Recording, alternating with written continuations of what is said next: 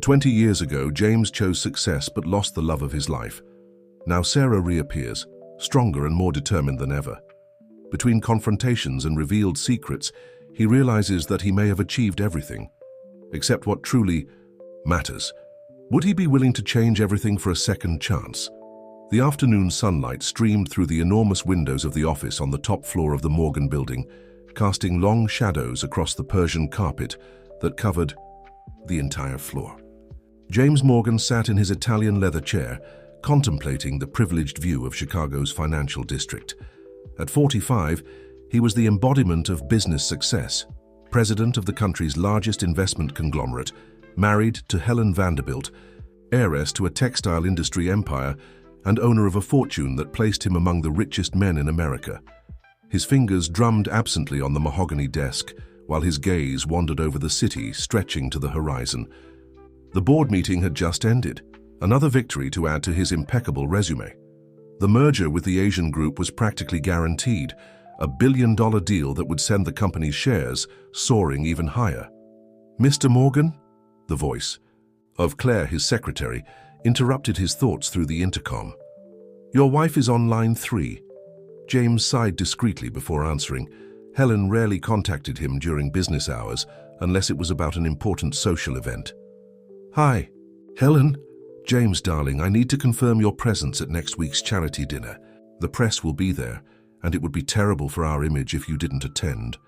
Helen's voice sounded calculated, as always. "Of course you can confirm. I'll be there." "Excellent. And don't forget, you need to wear the new tuxedo I set." Her sighed. "The old one has appeared in too many photos."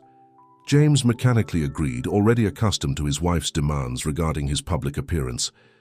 After hanging up, he returned to contemplating the city, feeling that familiar discomfort that had accompanied him for years, but that he strove to ignore. The intercom rang again. "Mr. Morgan, Mr. Roberts is here for the 4 p.m. meeting." "Send him in, Claire." Robert Alden, his financial consultant for more than a decade, entered the room carrying a folder full of documents. He was a man in his 60s, with graying hair and thin-rimmed glasses that gave him an air of wisdom. "James, I have excellent news about the investments in the South. The projections for the next quarter are even better than we expected." As Robert presented the numbers, James found himself thinking about how his life had become a succession of meetings, social events, and business decisions. Every aspect meticulously planned, every move strategically calculated to maintain and expand the empire he had built. "And with the new legislation, we can increase our market share by at least 15%. Robert concluded his presentation, adjusting his glasses while observing his most important client. "Great work, Robert. Prepare the necessary documents and schedule a meeting with the legal department for next week." After the consultant left, James loosened his Italian tie and poured himself a finger of whiskey. The amber liquid swirled in the crystal glass as he involuntarily recalled a different time, when his concerns were simpler and his smiles more sincere. 20 years had passed since he made the choice that would define his life. Sometimes in moments of solitude like this one, he wondered if the price of success hadn't been too high. The face of Sarah, his former fiancée, still appeared in his dreams occasionally, with that genuine smile he had never found in anyone else. The phone rang again. This time it was his father, Franklin Morgan. "Son, I saw the news about the merger. Congratulations. Your mother and I always knew you would go far. You made all the right choices." James felt a tightness in his chest. "Thank you, Dad. By the way, did you see the latest edition of Business Magazine? There's an interesting article about a businesswoman who's revolutionizing the nonprofit sector. I think you knew her in the past." James's heart raced. Before his father could continue, Claire hurriedly entered his office. "Mr. Morgan, sorry to interrupt, but the board is requesting your presence urgently. So it seems there's been a significant change in the Asians' proposal." "I need to go, Dad. We'll talk later." James hung up the phone, straightened his tie, and stood up, resuming his posture as a successful executive. But as he walked toward the boardroom, his mind wandered to the mention his father had made. Could it be possible that The rest of the afternoon passed amid tense negotiations and teleconferences with executives from the other side of the world. When he finally left the office, it was already past 9 in the evening. The driver was waiting for him in the garage, as always, to take him to his mansion in Lake Forest. During the journey, James observed the city lights through the bulletproof glass of the car, feeling strangely disconnected from it all. His life was perfectly structured, exactly as he had planned. So why, after so long, did that old story still trouble him? Upon arriving home, he found Helen organizing the final details of yet another charity event that would take place over the weekend. She barely raised her eyes from her papers when he entered the bedroom. "James, we need to discuss the guest list for next week's dinner. There are some names that... Can we look at this tomorrow? I'm tired." Helen observed him with that clinical look he knew so well. "Of course, darling. Just don't forget that our public image is as important as business." James entered the bathroom of the master suite, letting the hot water from the shower try to wash away his concerns. But not even the momentary relaxation could dispel the feeling that something important was about to happen in his life. His father's mention of the magazine article had awakened a curiosity he had tried to bury for 2 decades. Lying in the king-size bed, while Helen organized her schedule for the next day on her iPad, James made a decision. Tomorrow, first thing, he would ask Claire to get a copy of that magazine. He needed to know if his feelings were correct. He needed to know if Sarah, the woman he had left behind in the name of ambition, had really become the person he imagined she could be. The morning began like all others in James Morgan's office. Claire had already organized his appointments for the day and left on his desk the latest edition of Business magazine, as requested. James held the publication in his hands, his heart racing as he saw the photo on the cover. An elegant woman, around 40, with a serene smile and eyes that conveyed determination. It was Sarah. "Sarah Sanders, the revolutionary of the non-profit sector," said the headline. James sat in his chair, absorbing every detail of that image. The years had been kind to her. Her brown hair, now shorter and more sophisticated, framed a face that maintained the same sweetness as before, but now carried an impressive maturity. As he flipped through the pages to find the main article, his mind transported him back 20 years, to that autumn afternoon when he first met Sarah. He was in business school, participating in a social project that his father considered a waste of time for someone destined for big business. It was there that he saw her, coordinating volunteers with contagious energy. "James, can you help me with these donation boxes?" she had asked, not knowing who he was. At that moment, something inside him changed. It wasn't just Sarah's natural beauty that captivated him, but her authenticity, her genuine way of caring about people. The intercom buzzed, bringing him back to the present. "Mr. Morgan, the marketing team is waiting for the 9 a.m. meeting." "Give me 10 more minutes, Claire." His eyes returned to the magazine, beginning to read the article. Sarah had transformed a small local NGO into one of the largest social impact organizations in the country. Her project, the New Paths Institute, served thousands of people, offering vocational education and employment opportunities for underprivileged communities. The reading was interrupted by a call from Helen. "James, I just found out that the New Paths Institute will be one of the honorees at next week's charity dinner. We need to review some details of our donation to ensure it's the most substantial of the evening." James felt his stomach churn. Was fate playing a trick on him? "Helen, do you know the director of the institute?" "Sarah Sanders. Only by reputation. They say she's brilliant but has very humble origins. Started as a volunteer or something like that." "Why?" "No reason. Just curious." James hung up the phone, his mind a whirlwind of thoughts and emotions. He remembered the last summer before everything changed. He and Sarah had rented a small house at the beach, far from the luxury he was accustomed to. They were the happiest days of his life. Sarah cooked simple but delicious meals. They walked on the sand at sunset, made plans for the future.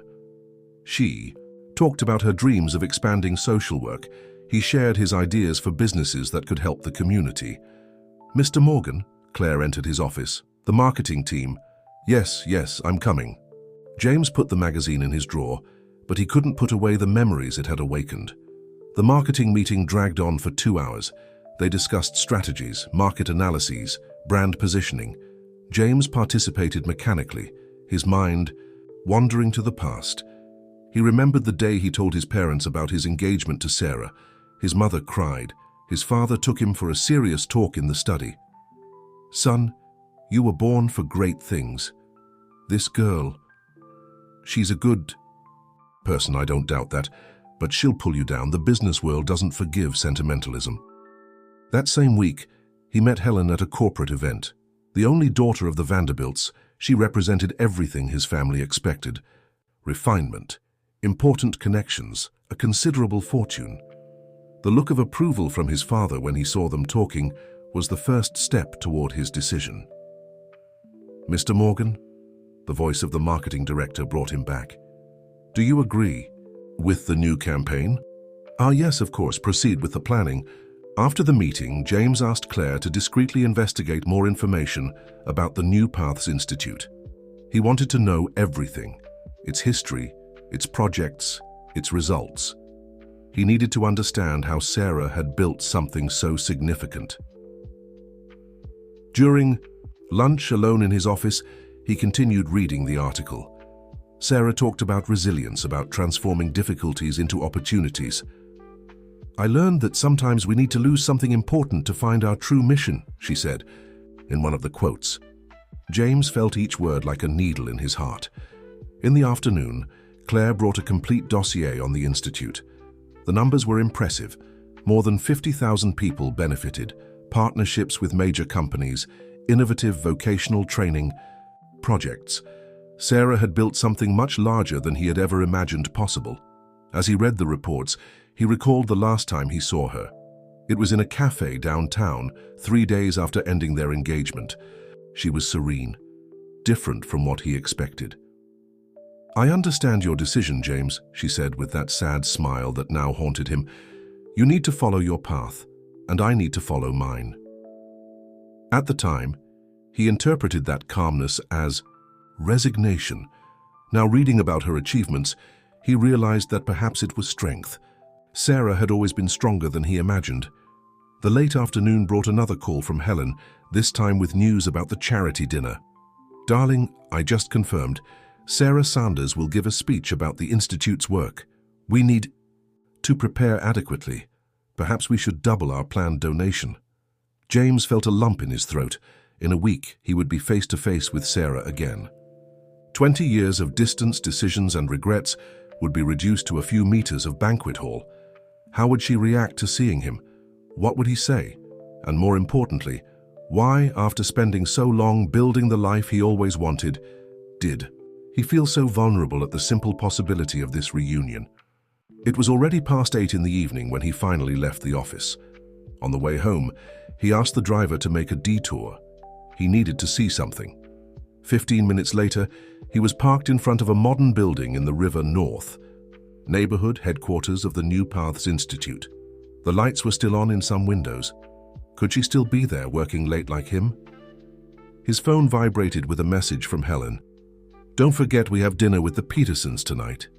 James sighed, directing the driver to proceed to the restaurant.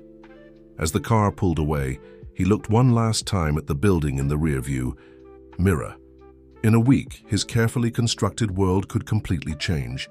And for the first time in a long time, he didn't know if that frightened or excited him.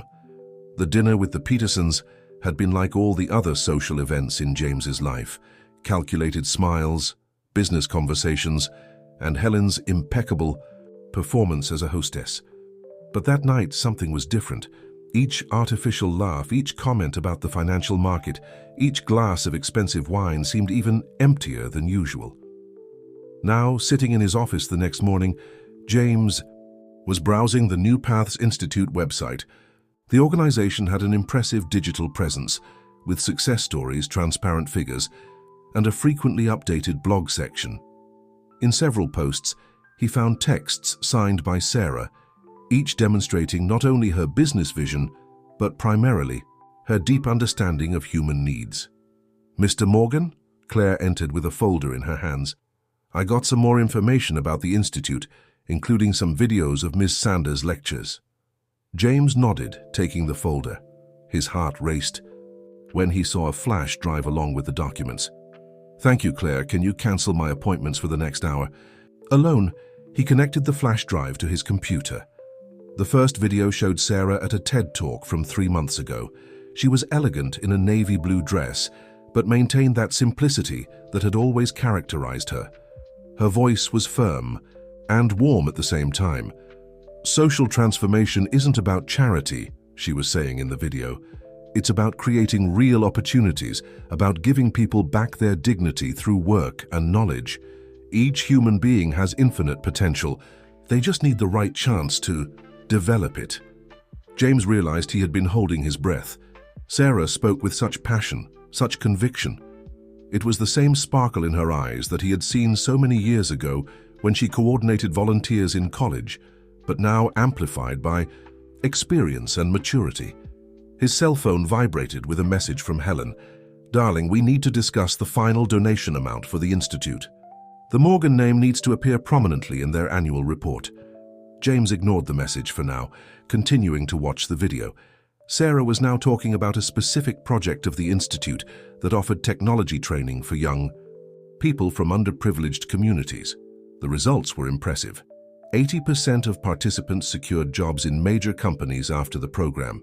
"Mr. Morgan," Claire interrupted through the intercom, "your mother is on the line." James hesitated before answering. Since seeing the article about Sarah, he had been avoiding his parents' calls, but he couldn't postpone forever. "Hi, Mom." "James, darling. Helen told me about the charity dinner. I heard that your college friend will be there." The tone in his mother's voice irritated him. Even after so long, she refused to use Sarah's name. "Yes, Mom, Sarah Sanders. She runs the institute that will be honored." "Well, I hope this doesn't destabilize you, son. You've built a wonderful life. It's not worth dredging up the past." James ended the call shortly after, feeling that familiar sensation of suffocation. He turned his attention to the documents Claire had brought. There were newspaper and magazine clippings from recent years, all highlighting the Institute's work. In one of the photos, Sarah appeared alongside business leaders at an economic forum. In another, she was in a community, chatting with local residents with the same naturalness she demonstrated at gala events. The contrast with his own life couldn't be greater. While he spent his days in corporate meetings and empty social dinners, Sarah had created something truly meaningful. She transformed lives, made a real difference in the world.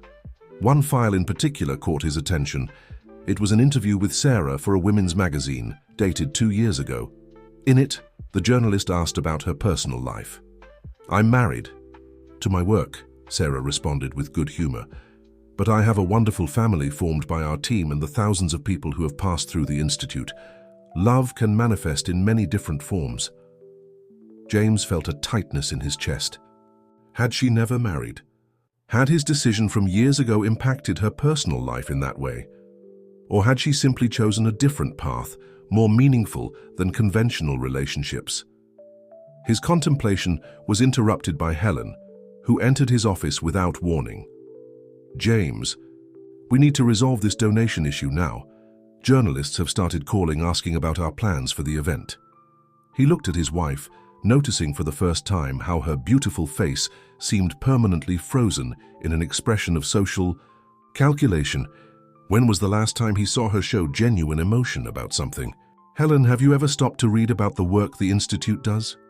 "Of course, darling, it's a very interesting project, great for our corporate image, but we need to ensure our contribution is adequately noticed." James felt a wave of fatigue.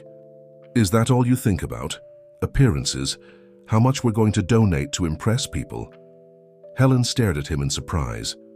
In 20 years of marriage, he rarely questioned her decisions about social events. "James, you've been strange since you learned about this dinner. Don't tell me it's because of her." "Who?" "Don't play dumb. Sarah Sanders. I know you had some history in the past. Your mother told me everything when we got married." James felt his blood boil. "And what exactly did my mother tell you, Helen?" "Enough to know that you made the right choice by marrying me. Look at our life, James. We have everything anyone could desire. "Do we really?" he wanted to ask, but he just nodded, turning his attention to the papers on his desk. "You can set the donation amount as you see fit, Helen." After she left, James returned to Sarah's video. Now she was talking about resilience and overcoming obstacles. "Sometimes what seems like an end may just be a new beginning," her voice echoed through the headphones. "The secret is not to let disappointments prevent us from growing. Each obstacle can be a stepping stone to something greater." James turned off the computer and walked to his office window. Down below, the city continued its frantic pace, thousands of people going about their lives, each with their own stories of choices and consequences. Somewhere not far from there, Sarah was probably in her own office, transforming more lives, building something meaningful. The charity dinner was drawing closer. In a few days, these two very different worlds would collide, and James, for the first time in a long time, had no idea how to act when that happened. Only 2 days remained until the charity dinner, and James's office was organized chaos. Claire constantly entered and exited, bringing reports about the New Paths Institute, updates on event preparations, and urgent messages from Helen about social protocol details. "Mr. Morgan," Claire said, placing another folder on his desk, "I found something that might interest you." It's an old article from when the Institute was just starting. James opened the folder and his heart nearly stopped.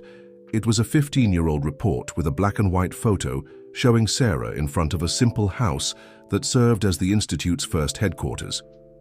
Her young face radiated determination, even in the face of evident difficulties at the beginning. The text detailed how she had started the project with just 5 volunteers and a small anonymous donation.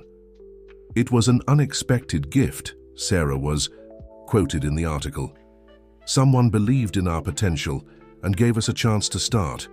I promised myself I would multiply that amount into opportunities for other people." James felt his stomach turn. The anonymous donation, he knew exactly where it had come from. It was the money his family had offered Sarah to disappear from his life. But instead of using the amount for herself, she had transformed that cruel gesture into something extraordinary. "James." Helen's voice surprised him. She was standing at the office door, elegant in a Chanel suit. "We need to talk about tomorrow. The tailor is coming to make the final adjustments to your tuxedo." "Not now, Helen. I'm busy." "It's important. The press will be there and we need—" The press, James exploded, surprising both himself and Helen. "Don't you ever get tired of thinking only about appearances?" Helen narrowed her eyes, studying her husband with a calculating look. "This has to do with her, doesn't it? With Sarah Sanders?" Before James could respond, his phone rang. It was Robert, his financial consultant. "James, I discovered something interesting about the New Paths Institute. Did you know they rejected 3 buyout offers in the last few years? Large corporations wanted to transform the project into a private foundation, but Sarah Sanders insisted on maintaining independence." "How much did they offer?" James asked, curious. "The last proposal was for $50 million. She wouldn't even negotiate." James hung up the phone, thoughtful. Sarah had refused a fortune to maintain the integrity of her work. The contrast with his own life choices was painfully obvious. Helen was still standing at the door, waiting for an answer.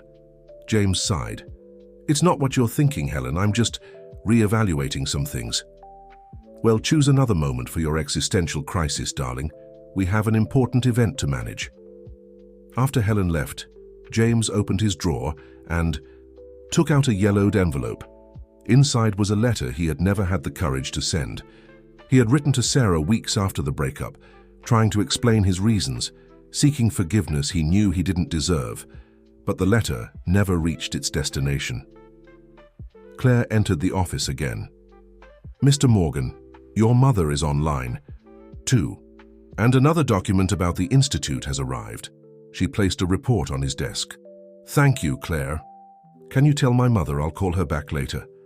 Alone again, James began to read the new report. It was a detailed analysis of the Institute's programs, with testimonials from people whose lives had been transformed.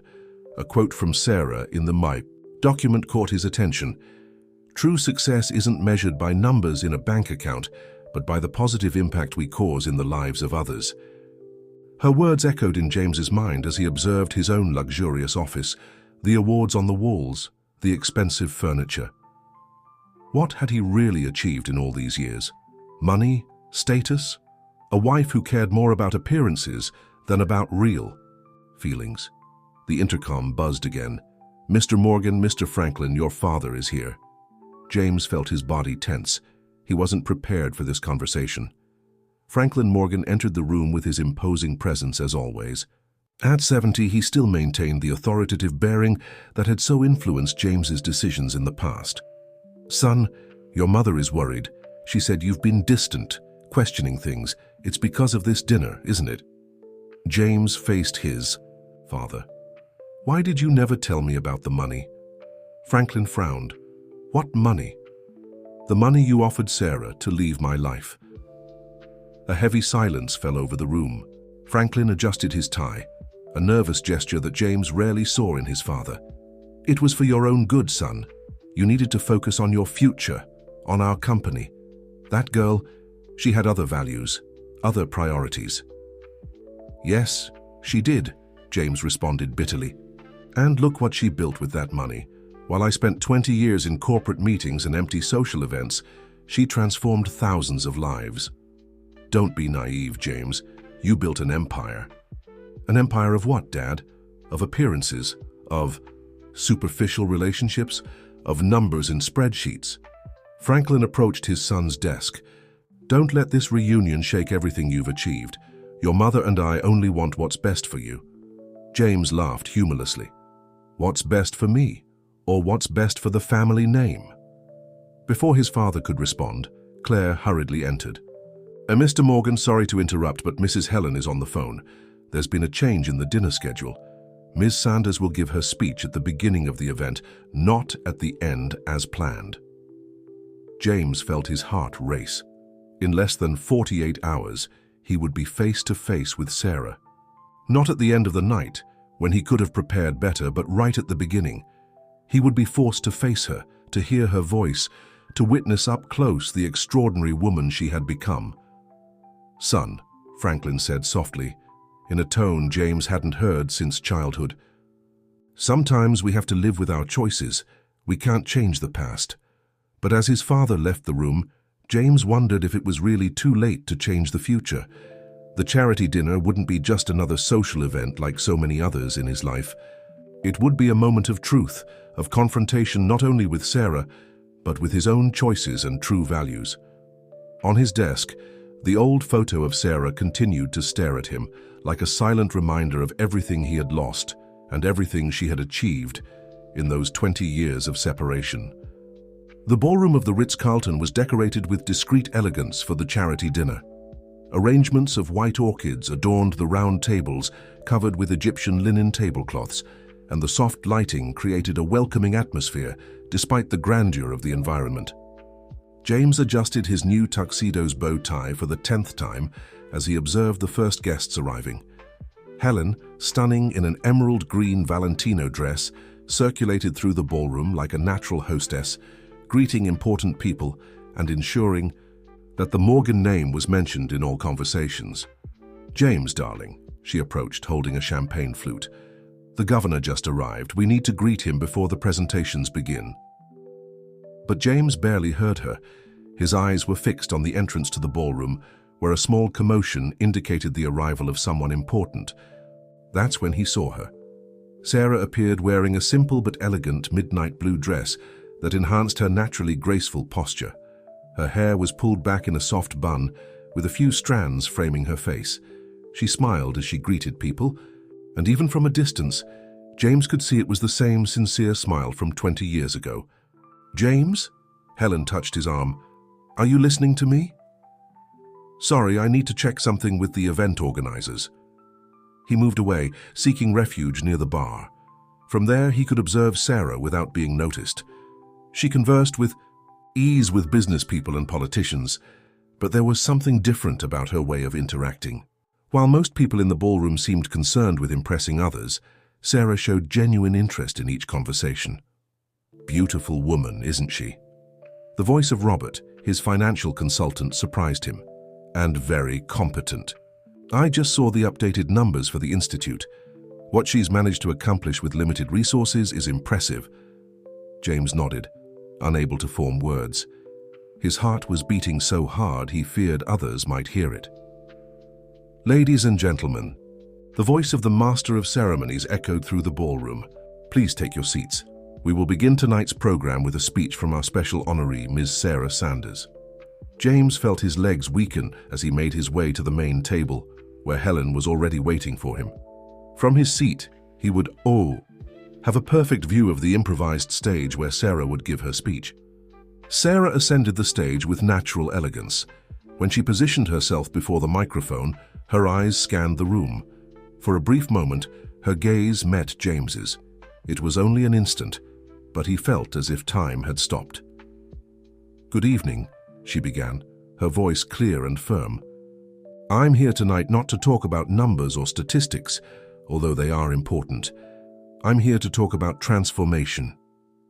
James watched, mesmerized, as she shared stories of people who had passed through the Institute. Her passion for the work was evident in every word, every gesture. "Many people ask me what the secret to the success of the New Paths Institute is," she continued. "The answer is simple: believing in people's potential. Sometimes all someone needs is an opportunity, and when that opportunity comes with trust and respect, miracles happen."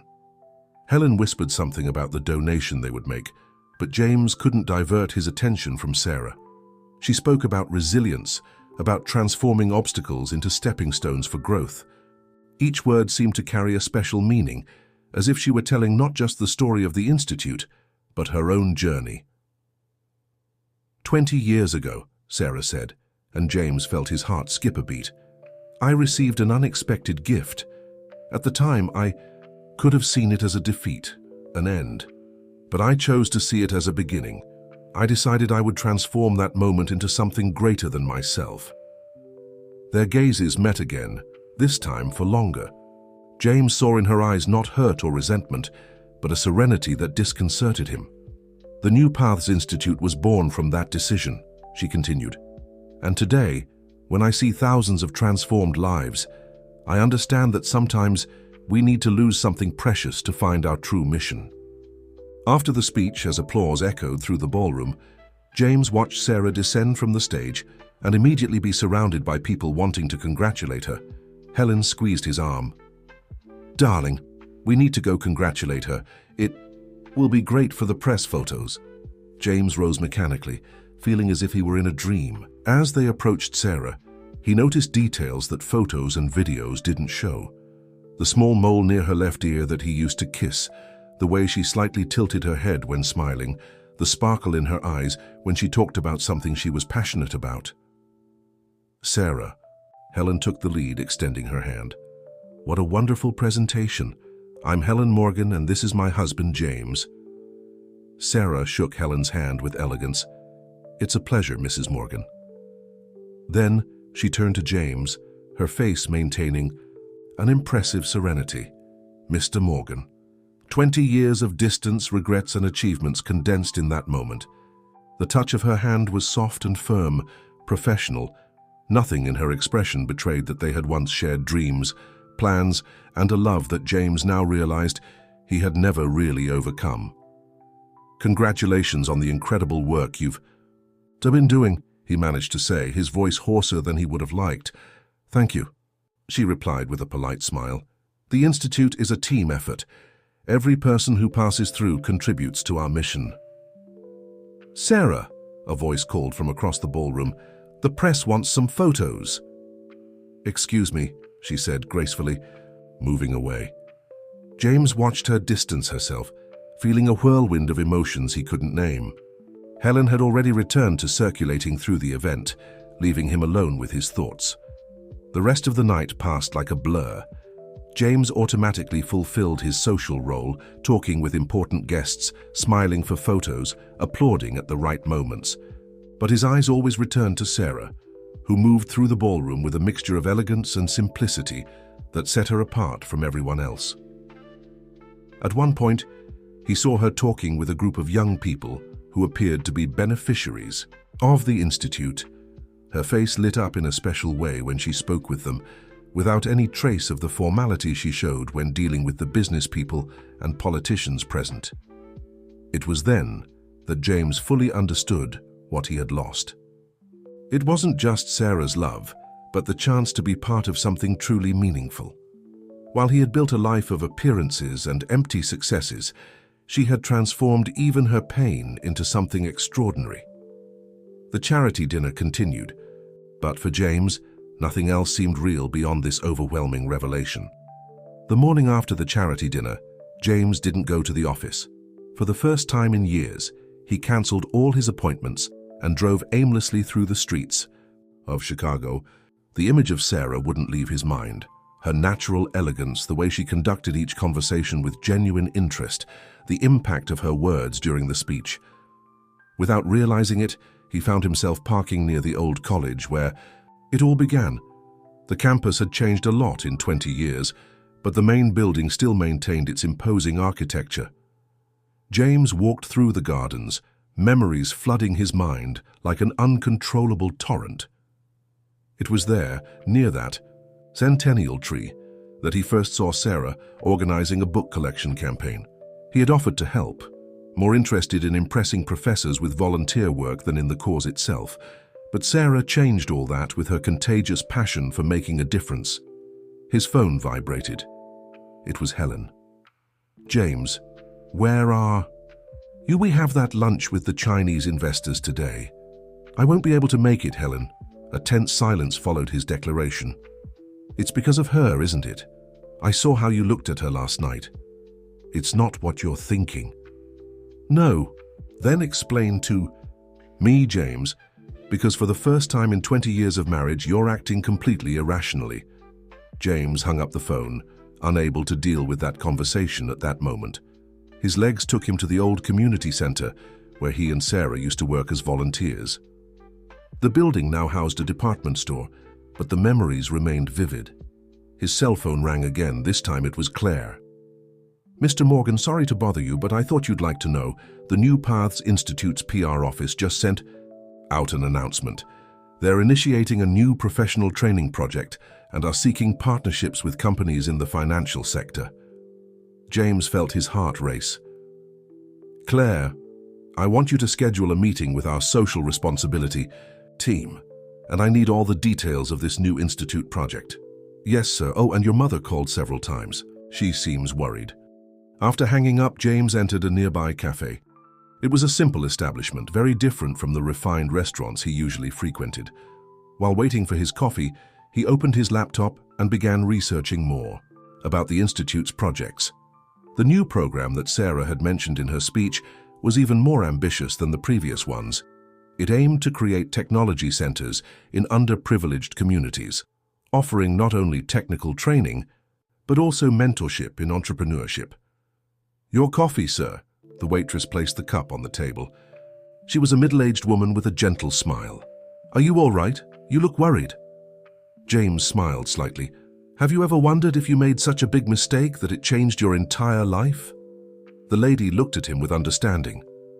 "You know, my son took the programming course at the New Paths Institute last year. Completely changed his life. Sometimes what seems like a mistake can be the beginning of something good." James stared at her in surprise. "Your son participated in the program?" "Yes. Today he works at a major technology company. The Institute's director, Ms. Sarah, even came to his graduation. She makes a point of personally meeting each student." As the lady moved away to attend to other customers, James reflected on how Sarah's work had touched so many lives in such profound ways. It wasn't just about numbers or impressive statistics.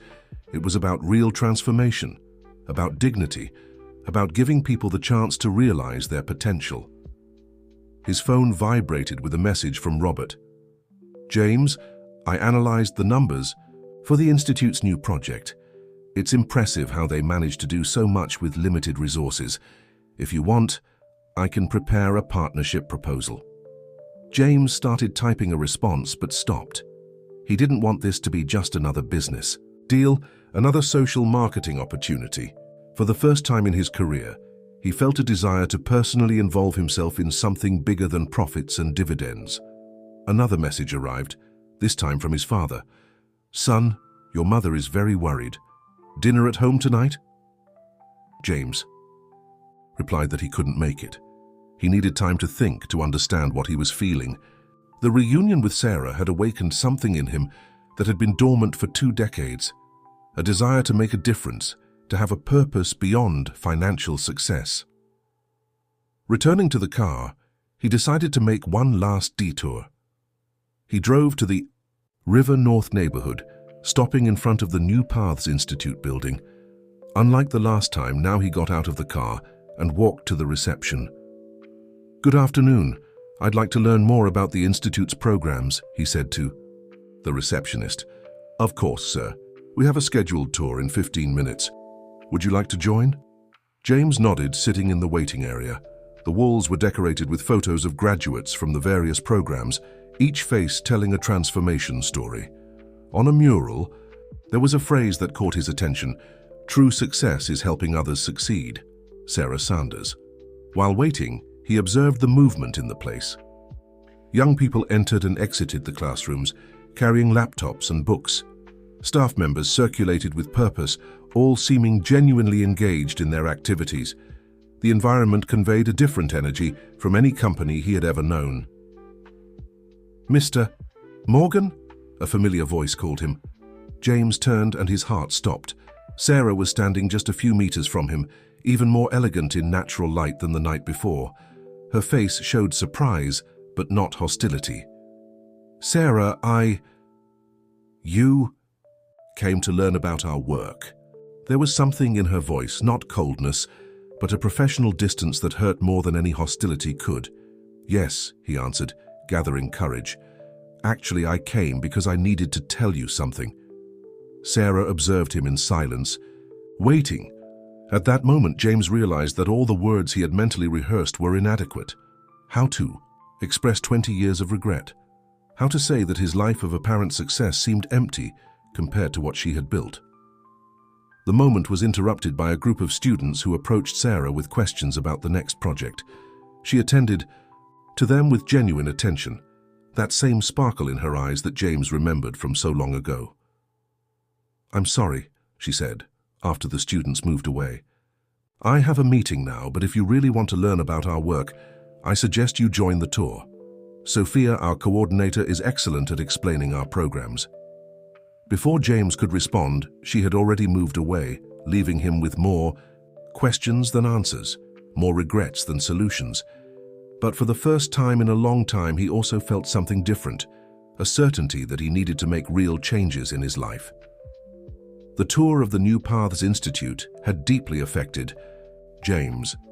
Sophia, the coordinator, showed every detail of the project with contagious enthusiasm. The classrooms equipped with cutting-edge technology, the co-working space where alumni developed their own businesses, the daycare that allowed mothers to study. Each element had been designed to create real opportunities for transformation. Now, sitting in his office the next morning, James was reading for the 3rd time the report Claire had prepared on all the Institute's projects. His decision was made, but he knew it wouldn't be easy. "Mr. Morgan," Claire entered with her usual efficiency. "Mrs. Helen is here. She says it's urgent." Helen entered like a controlled storm, her face a mask of contained irritation. "James, we need to talk about your recent behavior. The board is concerned. You've missed 2 important meetings this week." "Helen, sit down. I need to tell you something." She sat, automatically adjusting the pleats of her Prada skirt. "I'm going to propose to the board a partnership project with the New Paths Institute. Not just a donation or sponsorship, but real involvement.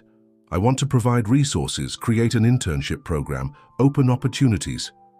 "Have you lost your mind?" Helen interrupted him. "This is because of her, isn't it? Because of Sarah Sanders?" "No, Helen, it's because of me, of what I want to do with my life from now on." "Your life is perfect, James. We have everything anyone could desire." "Do we really?" He faced her. "When was the last time we did something that really mattered? That wasn't just for appearance or social status?" The phone rang, interrupting the discussion. It was Robert. "James, I have interesting news. I've bbeen researching more about the Institute and discovered something you need to know. Sarah, she turned down a merger proposal from a large international foundation last month. They offered not just money, but a prominent position for her on the global board. Why did she refuse? Apparently, she said the Institute needs to maintain its independence to continue serving those who really matter. James hung up the phone, thoughtful. Each new discovery about Sarah impressed him more. She hadn't just built something extraordinary. She had remained true to her principles throughout the journey. Helen was still observing him, her eyes narrowed in analysis. James, stop and think. You're risking everything we've built for a social project. No, Helen, I'm finally doing something that makes sense. At that moment, Claire entered again. Mr. Morgan, Miss Sanders is on the line. She said it's about your visit to the Institute yesterday. James and Helen exchanged tense looks before he answered. James? Sarah's voice sounded professional, but there was something more, a note of curiosity perhaps. I'd like to thank you for your interest in our work. Sophia told me you asked several pertinent questions during the tour. Sarah, I'd like to schedule a meeting. I have a proposal to discuss. A brief silence. A proposal? Yes, not as the Morgans or the bank, as someone who wants to make a real difference. Another silence, longer this time. Tomorrow, at 10 a.m., my assistant will send the address of a cafe near the Institute. After hanging up, James noticed that Helen had left without saying a word. On his desk, a notification on his iPad showed a message from his mother. Son, Helen called us very disturbed. What's happening? James ignored the message and opened his laptop. He began working on a presentation different from any he had ever made in his life. It wasn't about profits, mergers, or market value. It was about social impact, about real transformation, about using resources and privileges to make a difference. The hours passed as he refined every detail. Claire occasionally entered with coffee and more information about the Institute. At one point, she brought something that made James pause, an old photo from a newspaper 20 years ago. I found it in the archives, she explained. It's from the beginning of the Institute. The photo showed Sarah much younger, alongside a small group of students. They were standing in front of a simple house that served as the first headquarters. Her smile was radiant, even amid the evident difficulties of the beginning. James observed that image for a long time. Sarah had transformed the money his family offered to distance her into something extraordinary. Where he and his family saw only an obstacle to be removed, she saw an opportunity to do good. The rest of the day passed in a blur of ignored calls from his family, concerned messages from the board, and a sepulchral silence from Helen. But James was focused. For the first time in years, he felt he was on the right path. When he finally left the office, it was already night. On the way home, he asked the driver to take a detour through the neighborhood where he and Sarah used to walk in their college days. The bakery where they used to have coffee still existed, as did the small park where they made plans for the future. Sitting in the back of the car, James allowed himself to imagine how his life would have been if he had made different choices. Not out of regret or self-pity, but from a need to understand his own path. The city lights reflected in the window, mixing with his memories and hopes. Tomorrow would be a new day. A coffee with Sarah, a sincere proposal, a chance to finally do something meaningful. It wasn't an attempt to reclaim the past, that time was gone. It was an opportunity to build a different future, more aligned with the values he had forgotten, but that Sarah had always kept alive. His cell phone vibrated with a message from Sophia, the Institute's coordinator. Mr. Morgan, I've prepared some additional materials about our projects as requested. Ms. Sanders asked to also include the 5-year plan. James smiled. Sarah had always been like that, professional, prepared, focused on what really mattered. Perhaps that was what impressed him most about her, her ability to transform even the most difficult experiences into something positive. The cafe chosen by Sarah was an unpretentious place in River North, far from the sophisticated environments that James usually frequented. He arrived 15 minutes before the scheduled time, carrying his folder with the presentation and an anxiety he hadn't felt since his college days. The place had a welcoming air, with rustic wooden tables and a delicious aroma of freshly ground coffee. James chose a discreet table near the window, from where he could observe the street movement. He ordered an espresso but could barely touch the cup. At exactly 10 a.m., Sarah entered the cafe. She wore a simple but elegant navy blue business suit, her hair tied back in a casual ponytail. She carried a folder similar to his and, surprisingly, seemed as nervous as he was. "Good morning, James," she said, sitting down. "I hope I didn't keep you waiting long." "No, I arrived early," he signaled to the waitress. "You still drink coffee? With milk, no sugar?" Sarah seemed surprised that he remembered. Yes, some things don't change. An uncomfortable silence settled as they waited for the order. James observed how she methodically organized her papers on the table, a habit that also hadn't changed.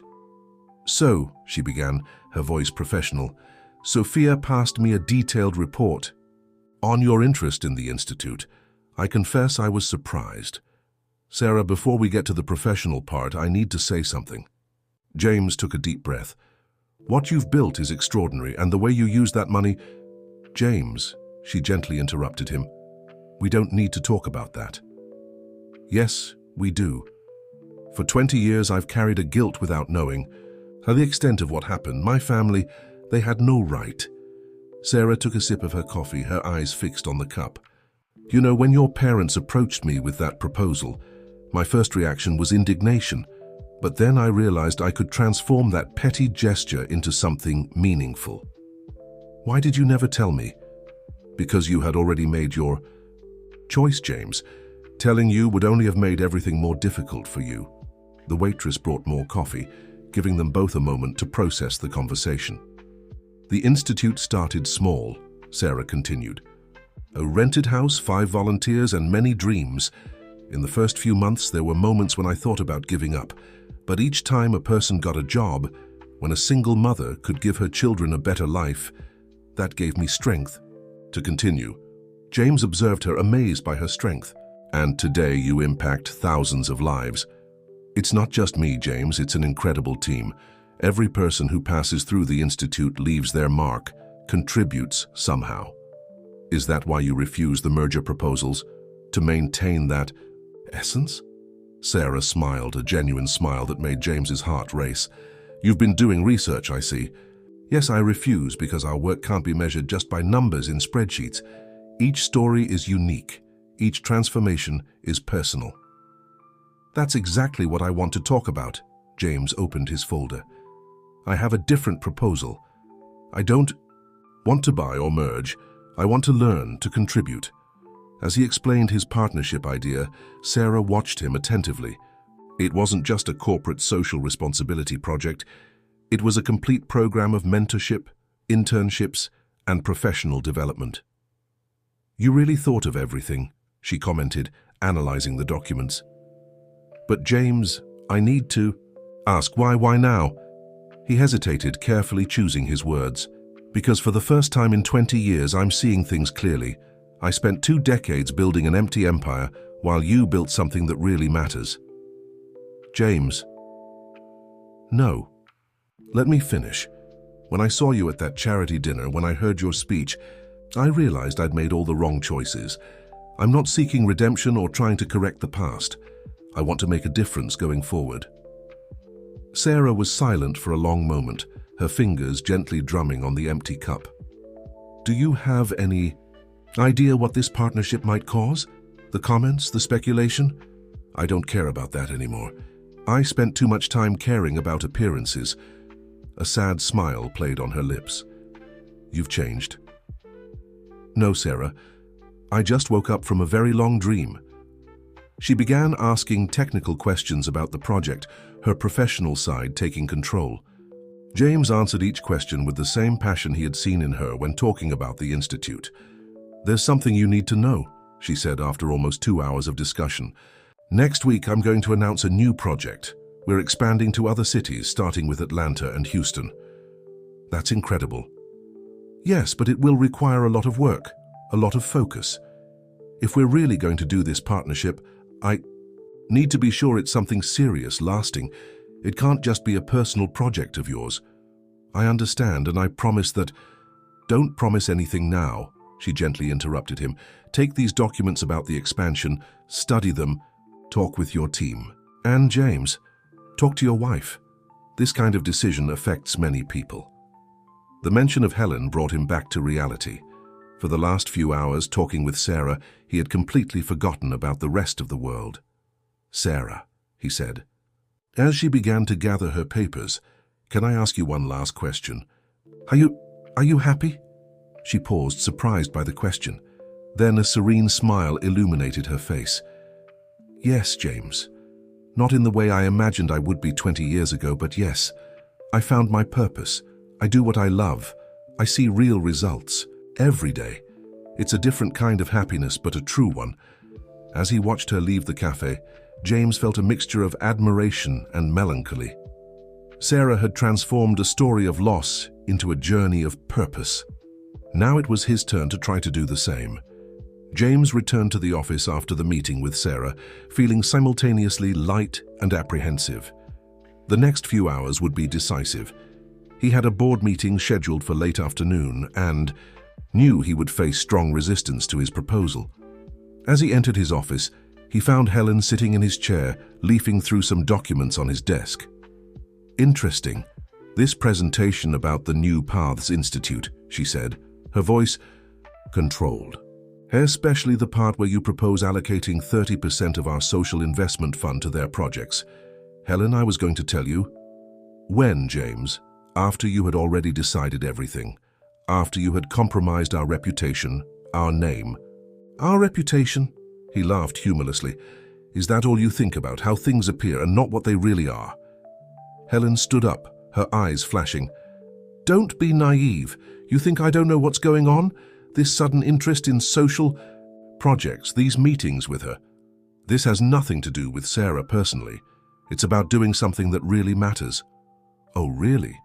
Then why didn't you choose any other NGO for your personal transformation?" Before James could respond, Claire hurriedly entered. "Mr. Morgan, the board moved the meeting forward. They're all waiting in the conference room." James picked up his folder and headed for the door, but Helen grabbed his arm. "Think carefully about what you're going to do in there. Some decisions can't be undone." The conference room was packed. In addition to the usual board members, James recognized several important shareholders. His father was there too, seated, near the head of the table, his face a mask of concern. "James," began Richard Mendez, the board chairman, "we received your partnership proposal with the New Paths Institute. I must say we are surprised by the extent of the project." "It's a bold proposal," James admitted, keeping his voice firm. "But the return in social impact will be significant." "Social impact?" Carl Vanderbilt, Helen's father, spoke up. "James, we're an investment bank, not a philanthropic entity. And that's exactly why this partnership makes sense," James began his presentation. "The Institute has impressive employability numbers. More than 80% of graduates secure placement in the job market. Imagine the potential when we combine that with our structure, our network of contacts." For almost an hour, James presented data, projections, and success stories. He talked about the expansion project to the south, about how the bank could be a pioneer in a new model of corporate social responsibility. "Impressive," commented Sandra Torres, one of the most respected board members, "but we can't ignore the personal context involved." "What personal context?" James asked, although he knew exactly what she was talking about.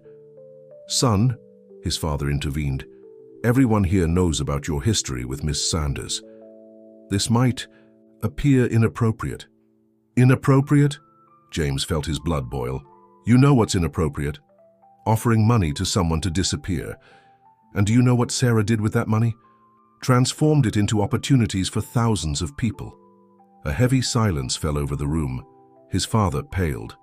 "James," Richard tried to ease the tension, "no one is questioning the Institute's merit, but the proposed amount is very high.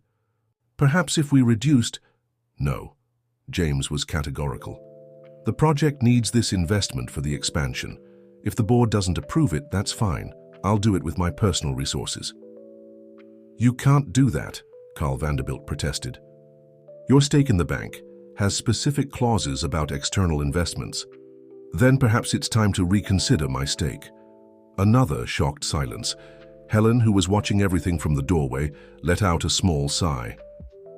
You're willing to risk everything? Sandra asked, genuinely curious. Your position? Your influence? I'm willing to finally do something that makes sense, James responded, beginning to gather his materials. You have 48 hours to decide. After that, I'll follow my own path regardless of the board's decision. Leaving the conference room, James found Claire waiting with more documents. Mr. Morgan, Ms. Sanders just sent the detailed planning for the southern expansion, and your mother is waiting in your office. James sighed. It would be a long day. His mother was waiting with that look of disapproval he knew so well. Son, you're throwing away everything we've built. No, Mum. I'm finally building something worthwhile. It's because of her, isn't it? After all this time. It's because of me, Mom. Sarah showed me unintentionally that there's a different way to live. To make a difference. James, Helen entered the room. We need to talk. Your parents are organizing a dinner tonight. Everyone will be there. The board, the Vanderbilts. I'm not going. What do you mean you're not going? It's your family. Exactly. And it's about time I made my own decisions. James grabbed his coat and left the office, ignoring Helen's calls and the concerned looks of his employees. In the elevator, he opened the folder with the documents Sarah had sent. The expansion project was even more impressive than she had described. Every detail demonstrated a genuine care for the people who would benefit. His phone wouldn't stop ringing. Helen, his parents, board members. But there was one message that caught his attention. It was from Sophia, the Institute's coordinator. Mr. Morgan, sorry for the message, but I thought you should know. Sarah just turned down another merger proposal, much larger than the previous one. She said now more than ever we need to maintain our independence and focus. James smiled. Sarah continued to be true to her principles, regardless of pressures or temptations. Perhaps it was time for him to do the same. Driving through the city, he stopped in front of the Institute. The lights were still on in some rooms, and he could see people working through the windows. It was a stark contrast to the corporate offices he had just left. Here there was real life, true purpose. His cell phone vibrated with a message from Robert. James, the board is in panic. They're willing to negotiate, but you need to reconsider the amounts and some personal conditions. James turned off his phone. Tomorrow would be another day, with more battles to fight. But for the first time in a long time, he felt he was on the right side of history. A week had passed since the turbulent board meeting. James observed the city from the top floor of the Morgan building, but this time it was different. The boxes in his office indicated that this would be his last morning there. The board had made its choice and James had made his. After days of tense negotiations and ultimatums, he decided to sell his stake in the bank. The news caused a stir in the financial market and a definitive rupture with his family. But for the first time in 20 years, he felt at peace with his decisions. Mr. Morgan, Claire entered, with a final folder of documents. Everything is prepared for the transfer and Ms. Sanders is here. James felt his heart race. He hadn't expected to see Sarah today. She entered the office with her usual elegance, but there was something different in her gaze, a mixture of concern and admiration. I heard what happened, she said without preamble. James, you didn't have to do this. Yes, I did, Sarah, and I didn't do it for you or for the Institute. I did it for myself. Sarah walked to the window, observing the city beside him. You know, when I started the Institute, many people said I was throwing away an opportunity, that I should use that money for myself, start over somewhere else. But you chose to make a difference. Yes, and every day since then has been worth it. She turned to face him. But you're leaving everything behind. Your career, your position. I'm leaving behind a life of appearances. What I'm going to build now will be real. Sarah smiled softly. You really have changed. I learned from the best. A comfortable silence established itself between them, different from the tension of their last encounters.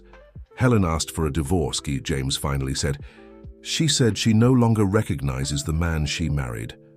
I'm sorry. Don't be. I think we were never really married. It was more of a business partnership, a merger of convenience. The intercom buzzed. It was Robert. James, the board wants to make one last attempt. They're offering even better conditions. My decision is made, Robert, but thank you for everything. After hanging up, James turned to Sarah. The expansion project to the south, is it still on? Yes, but... She hesitated. James, I don't want you to do this out of guilt or regret. It's not that. He opened a folder on his desk. I spent the week studying the project. I have some ideas to enhance the impact, reach even more people. If you're interested in hearing them. Sarah took the documents, her eyes quickly scanning the detailed notes he had made. This is impressive. You really understood the essence of what we do. I learned to see the world through different eyes. He paused. Sarah, I'm not trying to recreate the past, that James and that Sarah no longer exist. But perhaps we can build something new, something meaningful. As partners, as people who believe they can make a difference. At that moment, Claire entered again. Mr. Morgan, the lawyers are waiting for the final signature on the documents, and your parents are in the reception area. James and Sarah exchanged glances. Go, she said. Do what you need to do. We'll talk about the project later. Before leaving, she stopped at the door. James, I'm proud of the man you've become. Those words, simple but profound, meant more than all the praise he had received in his career. The next hour was a whirlwind of signatures, documents, and a final tense conversation with his parents. His mother cried, his father accused him of destroying the family legacy. But this time the words didn't affect him. When he finally finished, James picked up the only box that really mattered, the one with the Institute's projects and his personal notes. The rest, the awards, the diplomas, the status symbols would be left behind. In the elevator, he met Helen. She was impeccable as always, but there was a shadow of sadness in her eyes. You could have had everything, she said softly. No, Helen. I had everything money could buy. Now I'm going to seek what really matters. In the building lobby, James found a surprise. Sophia, the Institute's coordinator, was waiting with a group of young people, students from the training program. We heard it was your last day here, she explained. They insisted on coming to thank you for your support of the project. One of the young people stepped forward. Mr. Morgan, my mother is that lady from the cafe, remember? The one who told you about my programming course. I wanted to let you know I got a promotion at the company. James felt his eyes well up. There. It was the true meaning of success. Leaving the building for the last time, James looked up. The Morgan building would continue to stand, imposing and luxurious, a symbol of a type of power that no longer interested him. His cell phone vibrated with a message from Sarah. Meeting tomorrow, 9 a.m. We have a lot of work ahead in the south. Bring coffee. James smiled. It wasn't an ending, it was a new beginning. And this time it would be a story based not on appearances and expectations, but on purpose and real meaning.